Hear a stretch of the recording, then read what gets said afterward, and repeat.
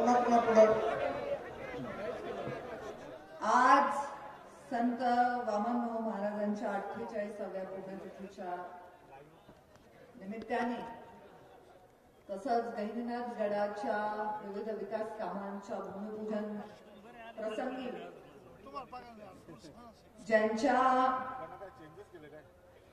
पाठपुराव्यामुळे हा कार्यक्रम संपन्न होत आहे ते हरिभक्तपरायण महंत विठ्ठल महाराज, ज्यांच्या शुभ हस्ते या कार्यक्रमाची सुरुवात झालेली आहे ते राज्याचे उपमुख्यमंत्री सन्माननीय देवेंद्रजी फडणवीस साहेब, कार्यक्रमासाठी उपस्थित वंचित बहुजन आघाडीचे सन्माननीय प्रकाशरावजी आंबेडकर, कार्यक्रमासाठी उपस्थित जिल्ह्याचे पालकमंत्री धनंजयजी मुंडे, आमदार सुरेश अण्णा धस, बाळूकाका आजबे, भीमरावजी धोंडे, मोनिकाताई राजळे, रामभाऊ शिंदे, बाळासाहेब मुरकुटे, सर्व सन्माननीय व्यासपीठ आणि या कार्यक्रमासाठी दरवर्षी अधिक संख्येने उपस्थित राहणारे माझे सर्व वडीलधारे मंडळी, माझे युवा बांधव आणि त्याही पेक्षा मोठ्या संख्येने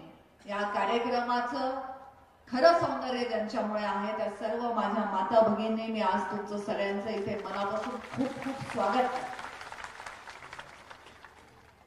मंचावर सर्व सन्माननीय मान्यवरांचं स्वागत करत असताना मी महाराजांना विनंती केली की माझं स्वागत करू नका, मी काही बाहेरची नाही, मी घरचीच आहे, माझाच कार्यक्रम आहे, त्यामुळे मी जिल्ह्यात स्वागत करते।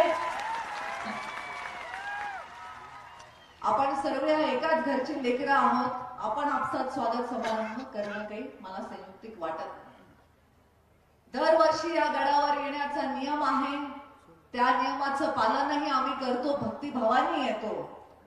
करोनाच्या काळामध्ये जेव्हा आपण कार्यक्रम घेऊ शकलो नाही तेव्हा तुमच्या सगळ्यांच्या मनालाही त्याच्या निश्चितच यातना झाल्या।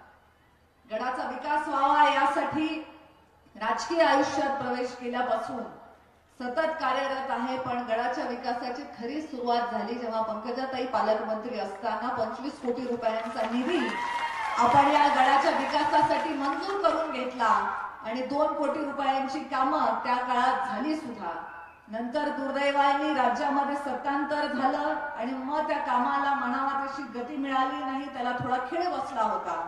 पण परत राज्यात आता फडणवीस साहेब आपलं सरकार आल्याच्या नंतर पुन्हा एकदा या कामाला गती मिळाली आहे आणि लवकरच हे काम पूर्णत्वास जाऊन दरवर्षी हजारो लाखोंच्या संख्येने येणारे जे भाविक आहेत, जे आज काही मंडपाच्या सावलीत आहेत पण त्यांच्या एवढेच बाहेर उन्हात जे बसून आहेत, त्यांना सुद्धा बसण्याची व्यवस्था या दर्शन मंडपाच्या माध्यमातून निश्चितच होईल आणि गडाच्या विकासासाठी योगदान देण्यामध्ये आम्ही कुठेही कमी पडणार नाही एवढंच या निमित्ताने सांगते। आज अनेक मान्यवर उपस्थित आहेत, त्यांचे सगळ्यांचे विचार आपल्याला ऐकायचे आहेत, पण प्रास्ताविकाचा मान हा यजमानाला असतो, जो मान आज मला मिळालेला आहे। त्यामुळे मी माझ्या या प्रास्ताविकपर मनोगतामध्ये सर्व उपस्थित मान्यवरांचं स्वागत करते, गडाच्या विकासासाठी एकत्रित काम करण्याचं आश्वासन देते। आलेल्या भक्त भाविकांची मनापासून मी इथे त्यांचं हार्दिक स्वागत करत येणाऱ्या काळामध्ये त्यांच्या गैरसोयी लवकरात लवकर दूर होऊन त्यांना येण्यामध्ये आणखीन जास्त इथे आनंद होईल, भक्तिभावाने येणाऱ्या प्रत्येक भाविकाचं मन राखलं जाईल एवढं वचन या निमित्ताने देते। फार बोलणं न लांबवता पुन्हा एकदा तुम्हाला सगळ्यांना आजच्या या कार्यक्रमाच्या मनापासून शुभेच्छा देत इथेच थांबते। धन्यवाद।